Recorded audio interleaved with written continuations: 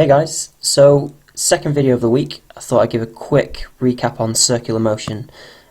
So we looked at this last week, and basically what we're going to do is we're going to consider things which go around in circles. So to do that, first we need to look at circles themselves.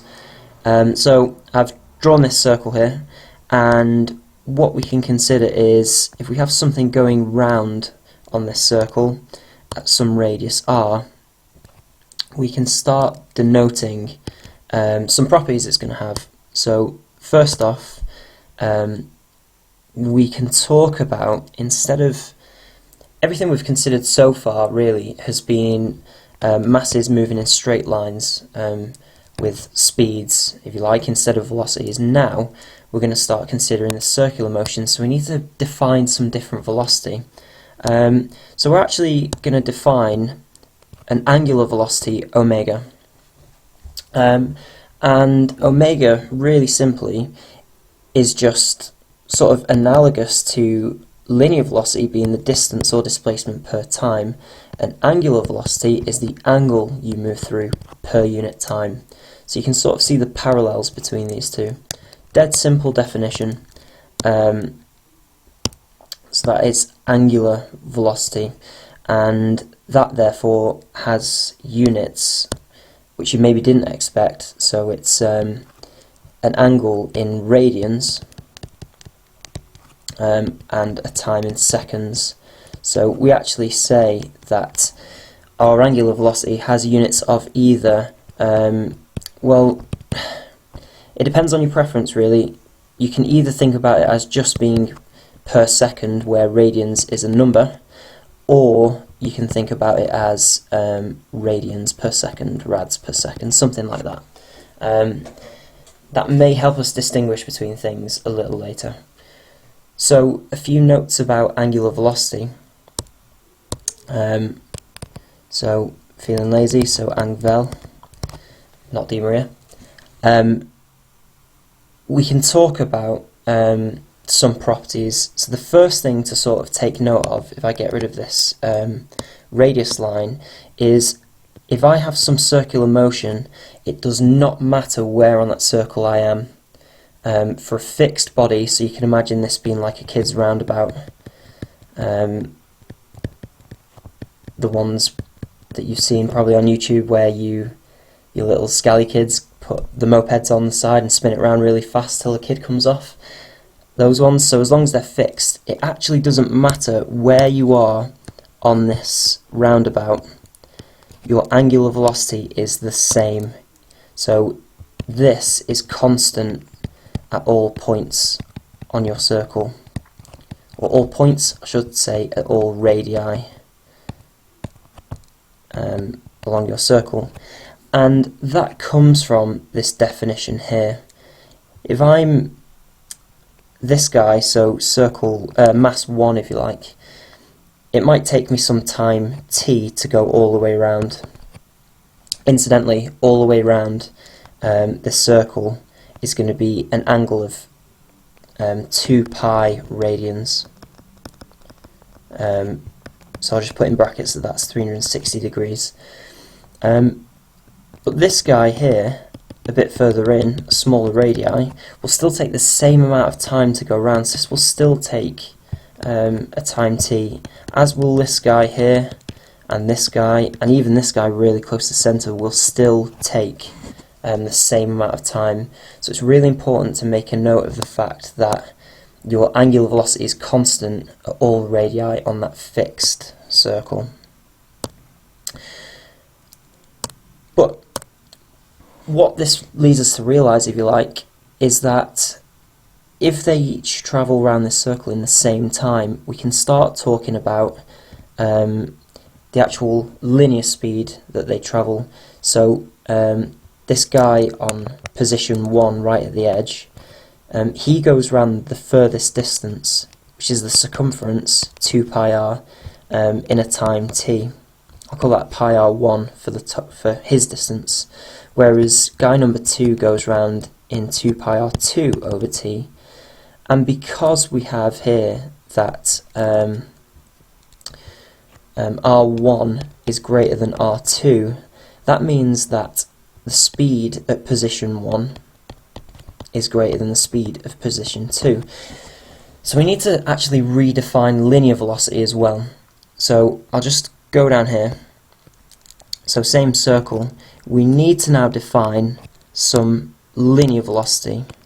And we know, looking at this, that our linear velocity increases the further away we are from our circle. That's why when you're in the playground, when you're a kid, you always want to be the kid on the outside of the roundabout, because that's where you go fastest, that's the bit that's going to make you throw up, and that's what you want as a kid.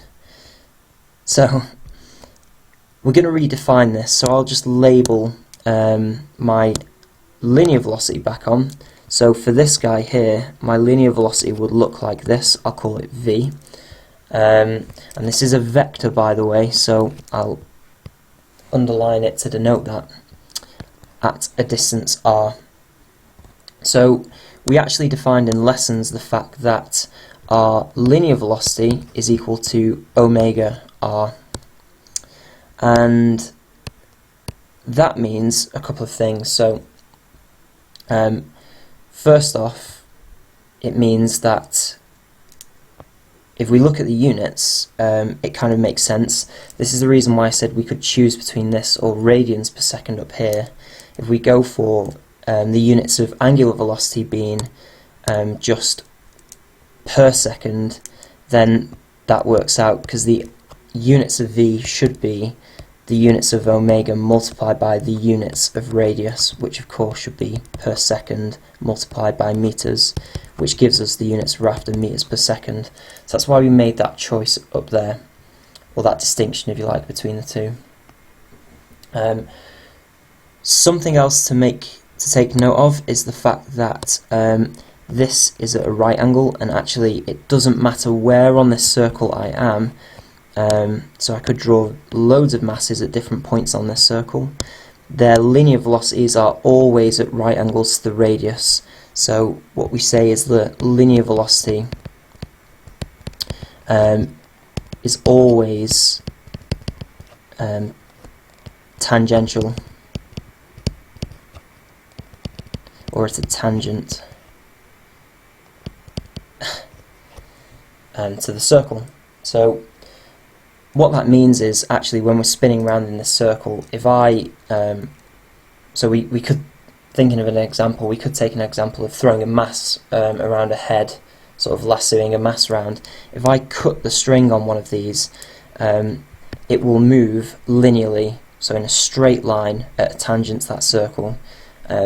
This is something that little kids have a real big problem with, because children tend to think that if I cut the cord on one of these, it will move out radially, which is so wrong. That's probably why kids can't throw worth a damn. So, big thing to note, it's going to move at a tangent. So your linear velocity is always at a tangent. And where are we? So that sort of is our first couple of things. We've got a relationship between our linear and angular. And another thing we can talk about when we come to circular motion is actually what's causing it. So when we look at this this circular motion, I'll just simplify this down. I'll get rid of my other masses. Basically, going round in our circle, we must have something special happening to keep this in place, to keep this mass going round in this circular motion.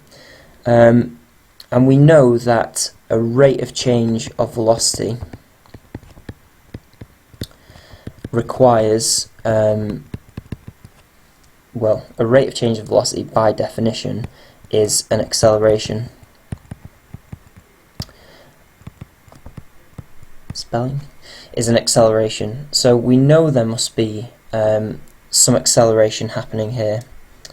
And actually, that acceleration is what we call a centripetal acceleration,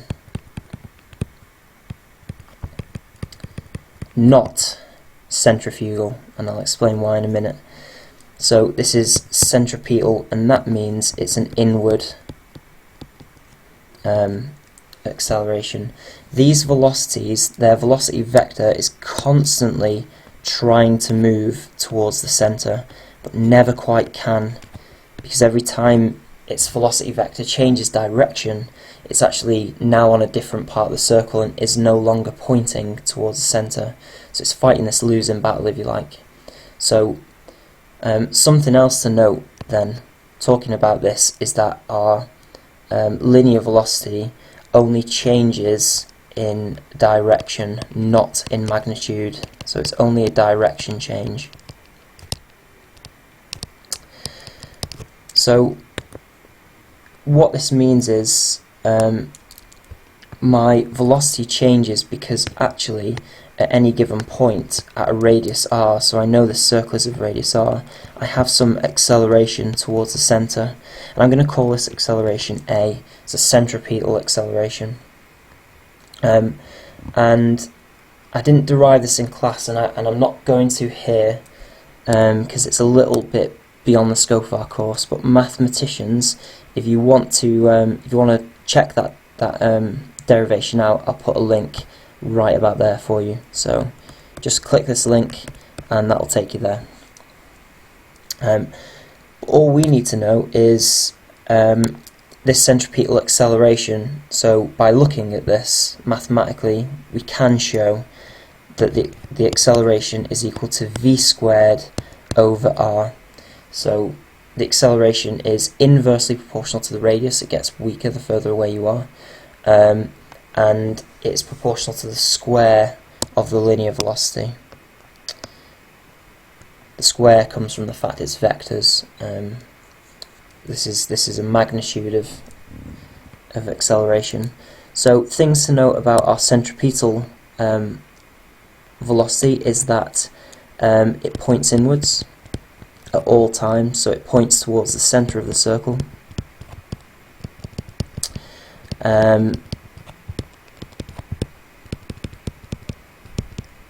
And another important thing is that it points inwards, which means it's a centripetal acceleration, not centrifugal. We talked about in lessons the fact that centrifugal acceleration was what we call a fictitious force. It's not real.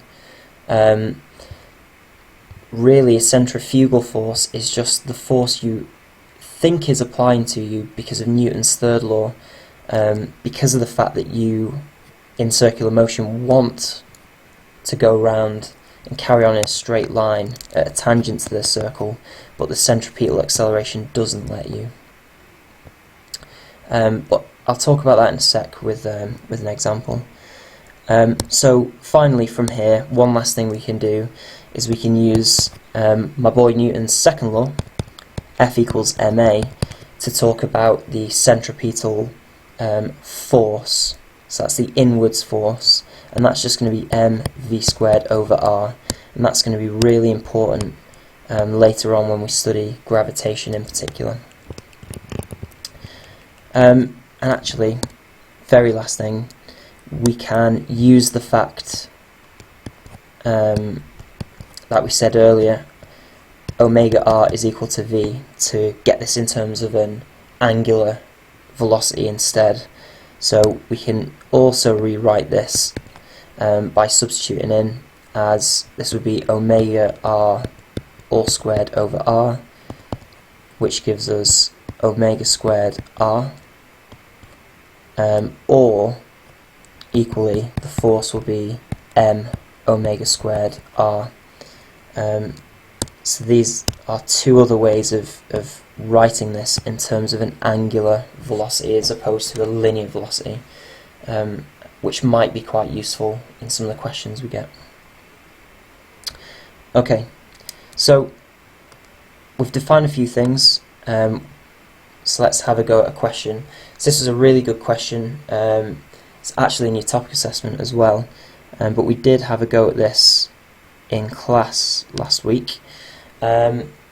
And this question is about a bucket that is undergoing circular motion. So we know,